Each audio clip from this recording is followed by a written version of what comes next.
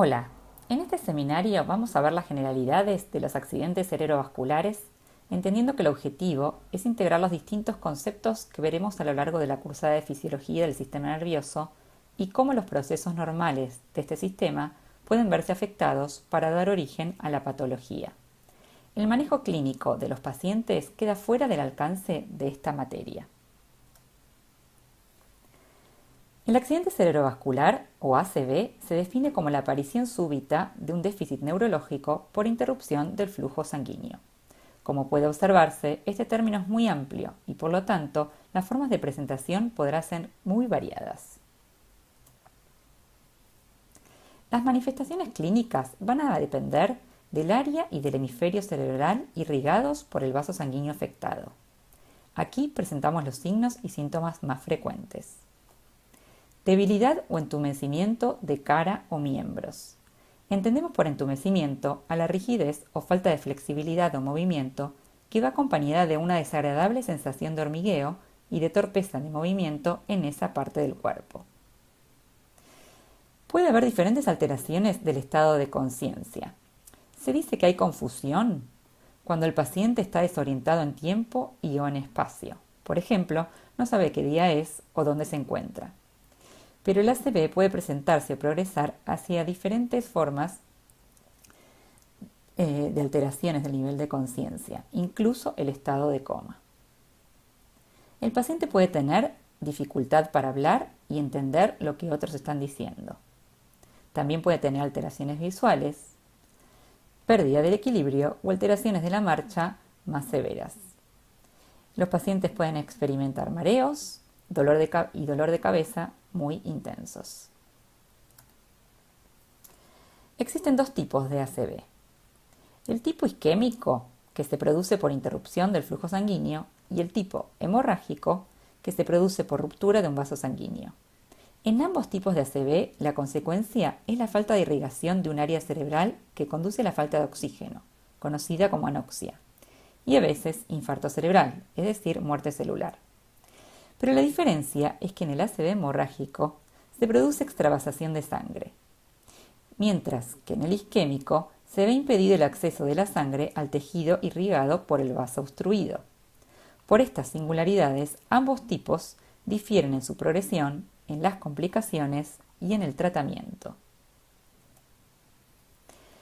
El 80% de los casos de ACV son de tipo isquémico. Dentro de este grupo, la mayor parte son de tipo trombótico y el resto son embólicos, términos que describiremos en breve.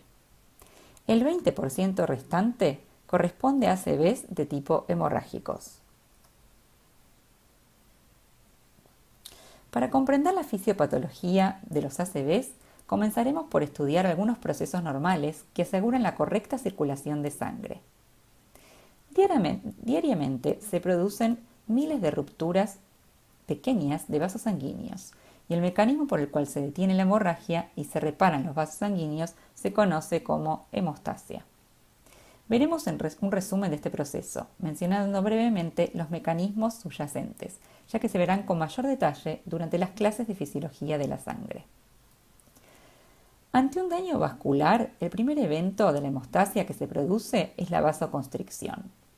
Esta disminuye el flujo sanguíneo local y favorece la adhesión plaquetaria. A continuación, las plaquetas, también conocidas como trombocitos, se adhieren a proteínas expuestas de la matriz subendotelial, se activan y forman un tapón plaquetario que detiene la hemorragia. Además, ciertos componentes de la pared vascular dañada y los fosfolípidos de la membrana plaquetaria contribuyen a la activación de la cascada de coagulación. Este sistema está formado por proteínas plasmáticas que se activan secuencialmente y cuyo producto final es una enzima denominada trombina, que convierte al fibrinógeno en fibrina. Así se forma una malla de fibrina que envuelve el tapón plaquetario y lo estabiliza. Es importante aclarar que en condiciones en las cuales el endotelio no se encuentra alterado, la acción de factores antiagregantes y anticoagulantes evita la formación del tapón plaquetario y de la malla de fibrina.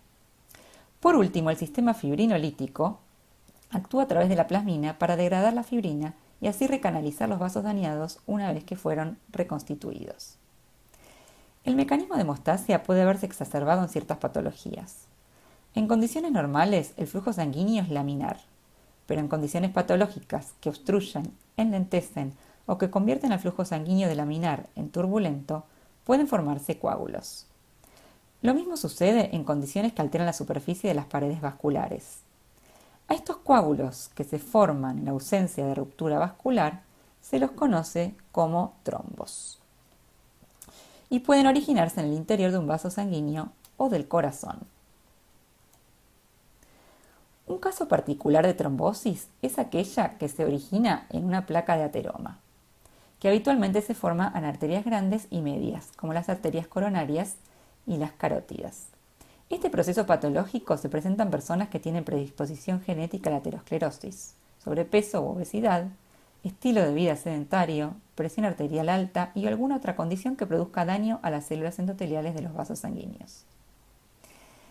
En estas personas se depositan gradualmente grandes cantidades de colesterol debajo del endotelio de distintas arterias. Gradualmente, estas áreas de depósito son invadidas por tejido fibroso y frecuentemente se calcifican. El resultado neto es el desarrollo de placas ateroscleróticas que protruyen en las luces de los vasos. Debido a que la placa presenta una superficie no lisa, las plaquetas se adhieren a ella, se deposita fibrina y los glóbulos rojos pueden quedar atrapados para formar un coágulo de sangre que crece hasta que ocluye el vaso, provocando un infarto en el tejido irrigado por el mismo. En el caso de que el vaso afectado irrigue el cerebro, se produce un ACV isquémico por trombosis. Ocasionalmente, el trombo puede desprenderse de su unión a la placa aterosclerótica y fluir hacia una rama más periférica del árbol arterial hasta que, al superar el diámetro del vaso, lo obstruye por completo.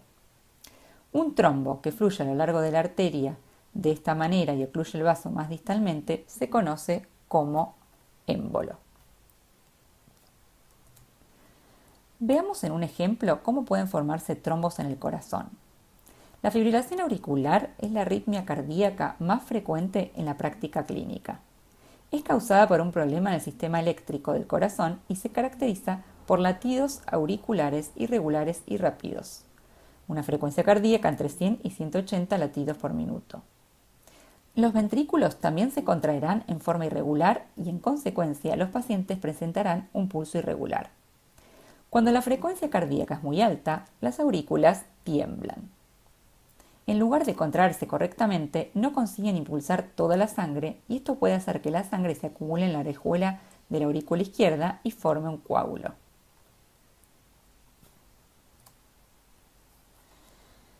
Este coágulo puede desprenderse del corazón y viajar por las arterias hasta superar el calibre del vaso por el cual viaja y taparlo por completo. Cuando la obstrucción compromete la irrigación de una parte del cerebro, se produce un accidente cerebrovascular. Un caso particular del ACV isquémico es el accidente isquémico transitorio, que es aquel que dura de unos pocos minutos a horas y que revierte espontáneamente sin dejar secuelas. Se produce generalmente por obstrucciones de vasos de pequeño calibre que son reperfundidos espontáneamente gracias al sistema fibrinolítico. La presentación sintomática será focal y dependerá de la región cerebral afectada, pudiendo ser tan heterogénea como alteraciones del habla, pérdida de la visión o entumecimiento de algún miembro. Este tipo de ataques con frecuencia se repiten o anteceden a un ACV de mayor magnitud. Existen varios factores de riesgo para padecer un ACV isquémico. Uno de ellos es la estenosis carotidia, es decir, la disminución del calibre de la carótida por el depósito de placas de ateromas. Por otro lado, la diabetes, la hipercolesterolemia, el tabaquismo y la hipertensión arterial producen alteraciones endoteliales que predisponen a la aterosclerosis. Además, la diabetes y el tabaquismo exacerban el sistema de coagulación y aumentan la actividad plaquetaria. Otros factores de riesgo son los émbolos originados en las cavidades cardíacas, lo que se conoce como cardioembolia. Como producto Pueden ser como producto de la fibrilación auricular, de alteraciones valvulares y de la cardiomiopatía isquémica, entre otros. Finalmente, las patologías que exacerban al sistema de la coagulación, como algunas alteraciones genéticas y oncológicas, también predisponen a la formación de trombos. Veamos ahora los factores de riesgo para el ACV hemorrágico. El más frecuente es la hipertensión arterial, que produce debilitamiento de los vasos sanguíneos. Le siguen los aneurismas y las malformaciones arteriovenosas y finalmente el consumo excesivo o prolongado de medicamentos anticoagulantes o antiagregantes plaquetarios como la aspirina. Un aneurisma cerebral es una dilatación de la pared de una arteria en el cerebro que la vuelve débil y con tendencia a la ruptura. Lo más complejo de estas condiciones vasculares es que no suelen presentar síntomas. Pueden ser de origen congénito o adquirido. La mayoría de los aneurismas cerebrales no se rompen y pueden ser asintomáticos. En algunos casos, si se los detecta precozmente, pueden ser tratados pudiéndose prevenir una ruptura en el futuro. De lo contrario, con los años y ante ciertas condiciones predisponentes, el aneurisma puede romperse y causar un ACV hemorrágico. Las consecuencias clínicas dependerán de la localización del aneurisma y extensión de la hemorragia, y en caso de no actuar con rapidez pueden llegar a ser fatales. A continuación explicaremos cómo se alteran los mecanismos fisiológicos de neurotransmisión en un ACV isquémico y su relación con la patología, es decir, que estudiaremos la fisiopatología. En particular, intentaremos explicar por qué hay síntomas neurológicos que desaparecen con el tiempo o con el tratamiento del ACV. En este esquema, el círculo gris oscuro representa el tejido con lesión estructural, es decir, donde se produjo muerte celular. La lesión inicial se produce por la falta de irrigación. Pero como podemos observar, este área va aumentando su diámetro con el correr de las horas para luego estabilizarse. Por otro lado, existe un área perilesional que denominaremos zona de penumbra, aquí esquematizada en gris claro. El área de penumbra se genera como reacción a la falta de irrigación que se produce en el centro o core, por mecanismos que veremos más adelante. En esta región, si bien no hay aún muerte celular, existe alteración de la función neuronal, cuyo correlato clínico es la aparición de alteraciones neurológicas relacionadas con la función del área afectada. Como se puede observar, con el correr del tiempo, el diámetro total del área de penumbra va disminuyendo a medida que el tejido más periférico recupera su función. Aunque la región más cercana al core puede presentar muerte neuronal y contribuye a aumentar el área con lesión estructural definitiva. Si comparamos el diámetro total de la región afectada al momento de presentación de la ACV con el diámetro de la lesión persistente al cabo de días, podemos ver que el área total afectada va en disminución, lo que se correlacionará con una mejoría clínica. Por este motivo, actualmente los tratamientos del ACV están destinados al sostenimiento del paciente y a la disminución del área de penumbra. Veamos ahora cuáles son las consecuencias funcionales que suceden al cese de perfusión cerebral en una sinapsis glutamatérgica, teniendo en cuenta que es el tipo de sinapsis excitatoria más frecuente en el sistema nervioso central. El tejido cerebral tiene un consumo relativamente alto de oxígeno y glucosa y depende casi exclusivamente de la fosforilación oxidativa para la producción de energía. La disminución del flujo sanguíneo cerebral restringe la disponibilidad local de sustratos, particularmente del oxígeno y la glucosa, perjudicando la síntesis de ATP requerida para mantener activa la bomba de sodio-potasio ATPasa, que es necesaria para mantener los gradientes iónicos. En consecuencia, el potencial de membrana se altera y las neuronas y la glia se despolarizan. Por la despolarización se activan los canales de calcio dependientes de voltaje en la presinapsis. Aumenta el calcio intracelular y se produce la liberación de glutamato. Paralelamente, la recaptación del glutamato también se ve afectada, ya que su transporte es dependiente de energía y esto contribuye aún más a la acumulación de glutamato en la brecha sináptica. En la possinapsis, el glutamato activa receptores de tipo NMDA que permiten el ingreso de calcio y sodio extracelulares y receptores metabotrópicos que inducen aumento de la liberación de calcio intracelular. Además, la sobreactivación mediada por glutamato aumenta el ingreso de sodio por canales selectivos para este ion, como los de los receptores AMPA, y el ingreso de sodio, a su vez, induce la entrada de calcio. ¿Qué consecuencias trae esto en la possinapsis? El aumento intracelular de sodio y cloro por canales iónicos es seguido pasivamente por el ingreso de agua, generando edema celular, es decir, acumulación de agua en el interior de las neuronas. Este edema, que puede visualizarse mediante resonancia magnética y tomografía computarizada, tiene varias consecuencias fisiológicas. Localmente puede afectar la perfusión de las regiones que rodean el core, afectando su funcionamiento normal, lo que da origen a la zona de penumbra.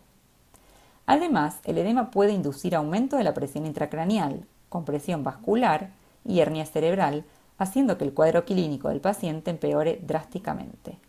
Estas complicaciones se verán en la segunda clase de ACV. Por su importancia fisiopatológica, el edema cerebral es uno de los principales marcadores para el seguimiento de la evolución del paciente con ACV. Veamos qué otros cambios se producen en la possinapsis como consecuencia del aumento de calcio. En condiciones normales, el calcio es considerado un segundo mensajero, pero cuando se encuentra en exceso, activa enzimas que desencadenan una serie de eventos que son dañinos para las neuronas. Aumenta la actividad de proteasas y lipasas que promueven la degradación del citoesqueleto. Además, aumenta la formación de radicales libres que promueven la degradación de la membrana celular, el aumento de mediadores de la inflamación y apoptosis. El aumento del óxido nítrico por activación de la enzima óxido nítrico sintetasa genera sustancias reactivas que promueven el daño celular.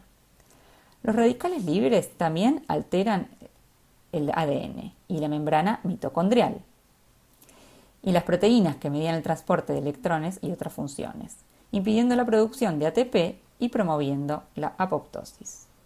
Finalmente, cabe señalarse que el glutamato despolariza a la possinapsis, generando la liberación de glutamato y la propagación consiguiente de despolarizaciones intermitentes en las áreas subyacentes a la zona de infarto. Veamos finalmente la progresión temporal de los eventos explicados anteriormente. Los cambios hemodinámicos, metabólicos y iónicos descriptos no afectan el territorio isquémico homogéneamente. En el core afectado por el déficit de perfusión, al cabo de unos pocos minutos se desencadena despolarización por anoxia en forma permanente, generando excitotoxicidad. Las células mueren rápidamente por lipólisis, proteólisis, desagregación de microtúbulos, edema y apoptosis. Entre el core y el tejido normal se encuentra el área de penumbra, un área de flujo sanguíneo restringido con metabolismo energético parcialmente conservado, que sufre despolarizaciones intermitentes, las despolarizaciones peri-infarto. Al cabo de un tiempo, la zona de penumbra puede recuperar su funcionamiento normal o, alternativamente, puede también progresar al infarto, es decir, muerte por falta de oxígeno, debido a la excitotoxicidad continua. También puede experimentar fenómenos nocivos secundarios, como la propagación de la despolarización, inflamación posisquémica y apoptosis. Como conclusión de lo expuesto en esta clase, es evidente que la medicina debe apuntar a la prevención y tratamiento de los factores de riesgo que predisponen a los accidentes cerebrovasculares. Por otra parte, en aquellos pacientes que padecen un ACV isquémico, además del tratamiento de sostén, se debe apuntar a salvar la isquemia en la zona de penumbra.